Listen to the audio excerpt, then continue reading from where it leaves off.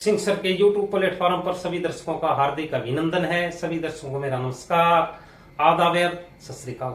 साथियों, आज की इस वीडियो में हम बात करेंगे पूरे विश्व को कर्म का सिद्धांत देने वाले महान संत कबीरदास के बारे में।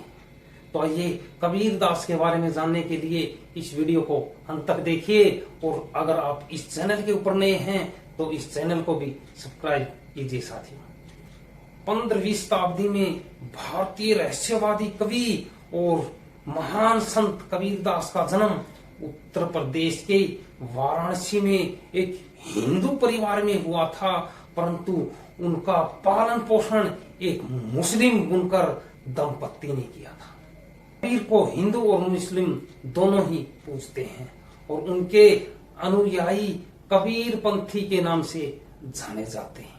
कबीरदास जी ने समाज में फैली कुरीतियों, कर्मकांड, अंधविश्वास, पाखंड आदि की निंदा की और सामाजिक बुराइयों की आलोचना भी की। वे एक सर्वोच्च ईश्वर की सत्ता में विश्वास रखते थे। उन्होंने इसलिए पाखंड का विरोध किया। कबीरदास जी ने अंधविश्वास, व्यक्ति पूजा, पाखंड और ढोंग के महान विरोधी थे। उन्होंने भारतीय समाज में जाति और धर्म के बंधनों को तोड़ने का प्रयास किया।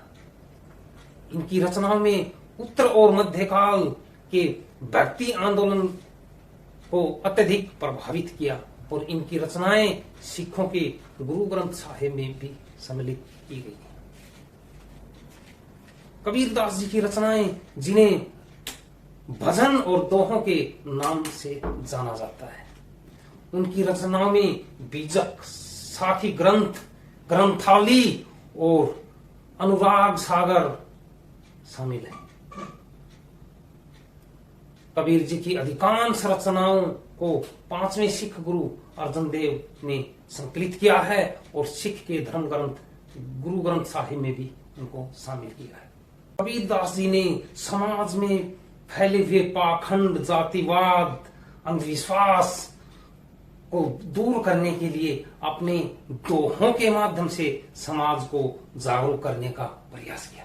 तो साथियों, हम उनके कुछ दोहों को दोहराएंगे। पत्थर पूजे हरि मिले तो मैं पूजूं पहाड़, ताते तो चक्की भली, पीस खाए संसार कबीरा, पीस खाए संसार। इस दोहे में कबीर जी कहते हैं कि हमें किसी भी देवी देवता की मूर्ति बना करके उसकी पूजा नहीं करनी चाहिए।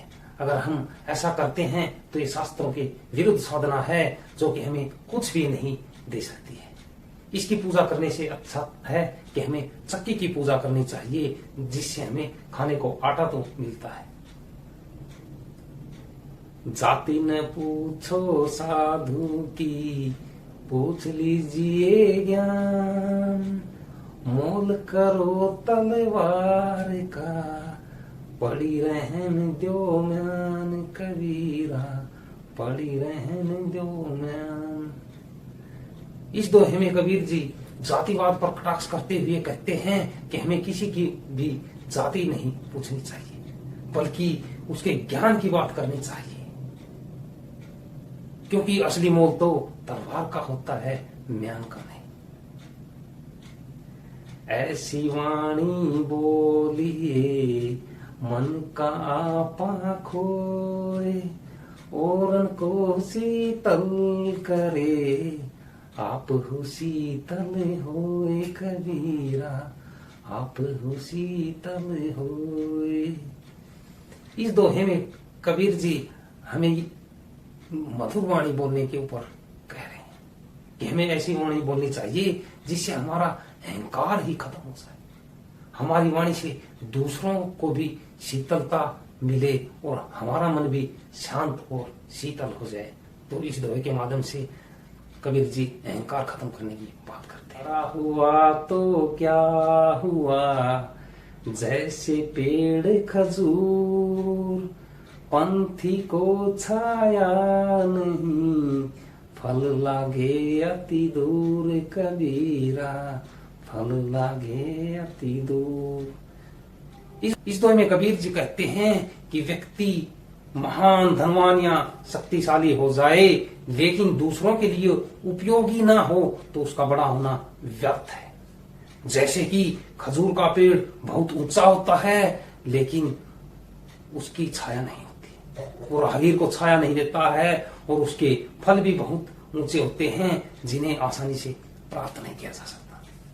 तो साथियों, कबीर जी ने समाज में फैले पाखंड, अंधविश्वास आदि को दूर करके कर्म करने का सिद्धांत दिया।